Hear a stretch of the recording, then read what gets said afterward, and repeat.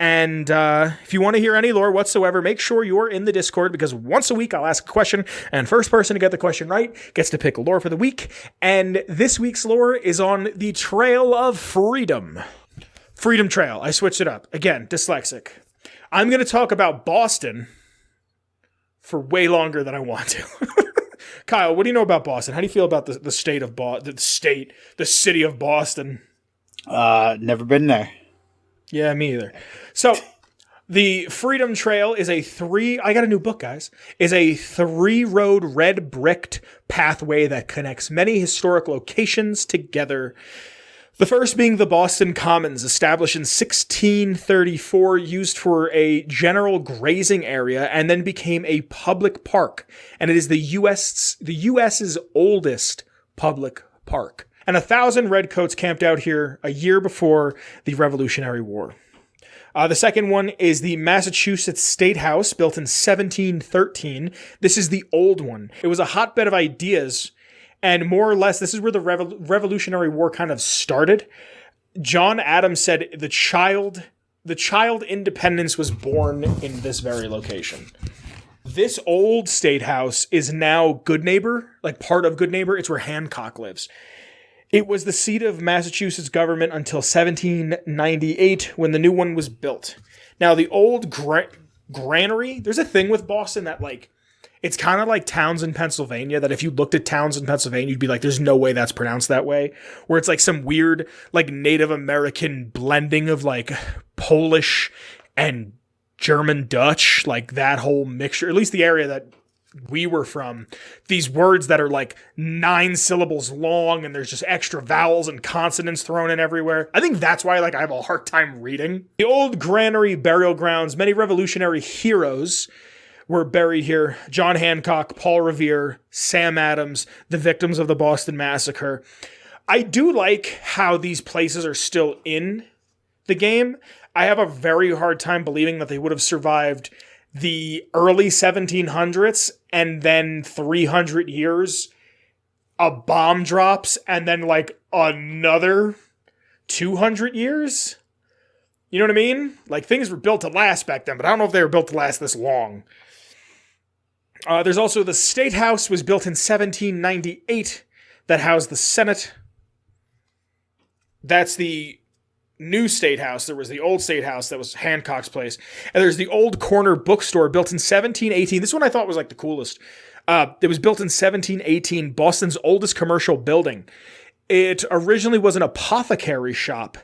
And then in 1828, so like for 100 years was an apothecary, 110 years was an apothecary.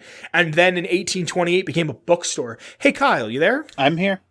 Hey, pal, what's an apothecary? Like a old doctor kind of medicine shop back in the ye old days. Ooh, Kyle, did you get a little excited when you said that?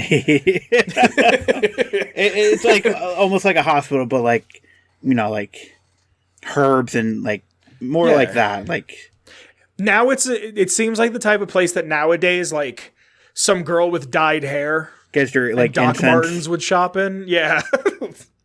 There's the I don't know how to say this. I looked up how to say this. This is my point with, like, I'm not wicked smart. I'm sorry, Boston, if I'm saying this wrong. The Faneuil Hall, Faneuil. Like I said, I looked it up and don't remember how to pronounce it. Can you look this up for me, Kyle?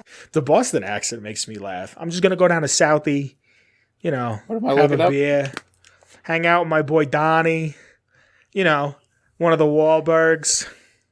What's up? What am I looking at? Faneuil. Yeah, I don't want to see no fucking Derek Jeter coming in my neighborhood. It's just all in the nose. It's, hey, dude, it's wicked fucking dark out. It's like 6 p.m. It's wicked fucking dark.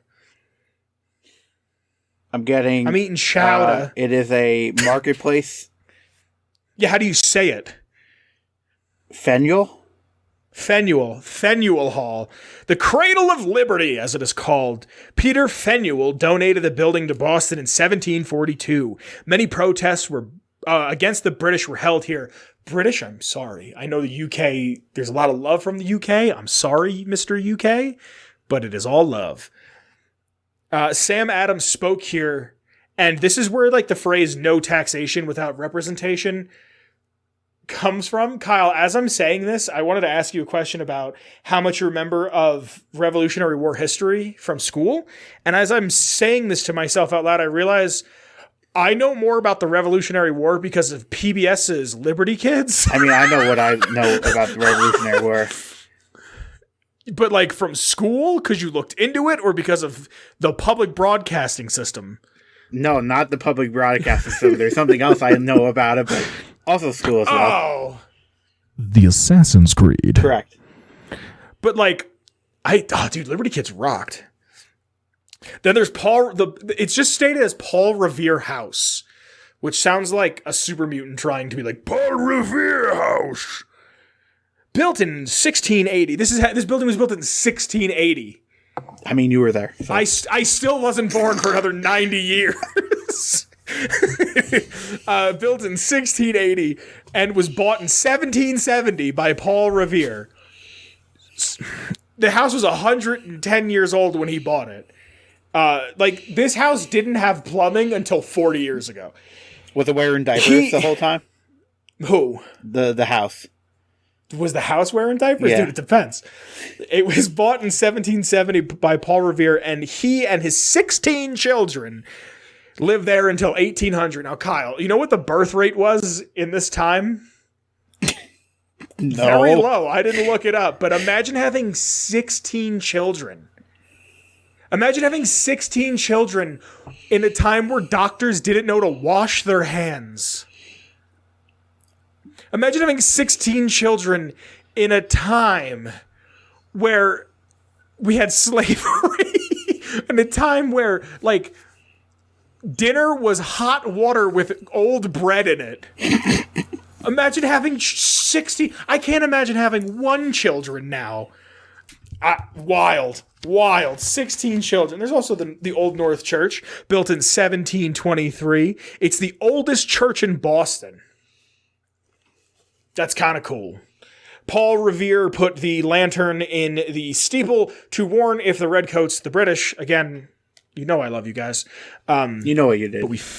But we fucked up your tea, and I'm really sorry about it. This is also the railroad's HQ at this point. At the end of the Freedom Trail, the Trail of Freedom, you have to put in the code, which to get into the railroad base is the railroad.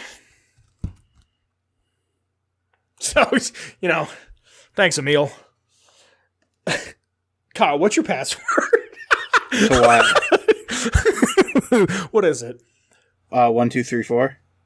Yeah, see, imagine having a super secret base that, like, everybody wants to kill you in the city, and it's like, I'm looking to get into the railroad, see? Oh, you said it, welcome. Okay. You could have made it, like, something a little different. Just some quick stuff directly off the wiki. Freedom Trail is an unmarked location within Fallout 4. Freedom Trail, this is a little behind the scenes, again off the wiki. Freedom Trail is based off the real-world location of the Freedom Trail, a 2.5 mile long, or 4 kilometer, brick path that passes by 16 locations that are significant to the history of the United States of America. So, I talked about Boston for a long time. Kyle, how are you? I'm good. Oh, hold on. Before you answer that, do you have anything you want to say on them? On the Freedom Trail? Nah, you're good. What's up? You said nah, you're good. That's lore.